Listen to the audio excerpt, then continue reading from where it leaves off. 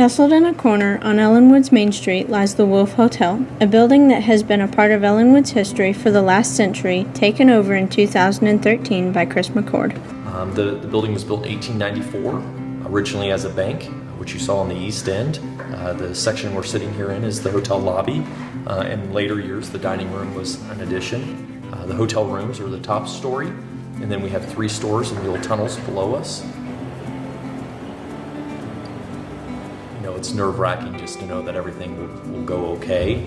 In the beginning, it was difficult because we have a tankless water heater, and it took some time to get hot water upstairs. Worked fine, but took a little while to get up there. People have been so excited to come stay that they've rolled with the punches and been pretty easygoing with the building and the nature of how things work in an old building.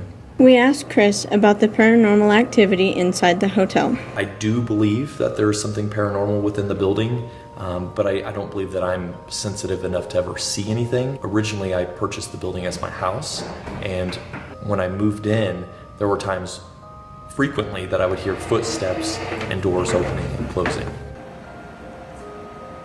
That was a party of 2 that actually left after a night of staying here, didn't even make it through the night. And they said that doors were opening and closing, and we have a chairlift that goes up and down the stairs, and they said that kept going up and down the stairs on its own. And they were actually scheduled to stay a week. They barely made it through their first night. Sally's been here longer than any of us. She's a mannequin that stood outside the building, signaling when the antique store was open.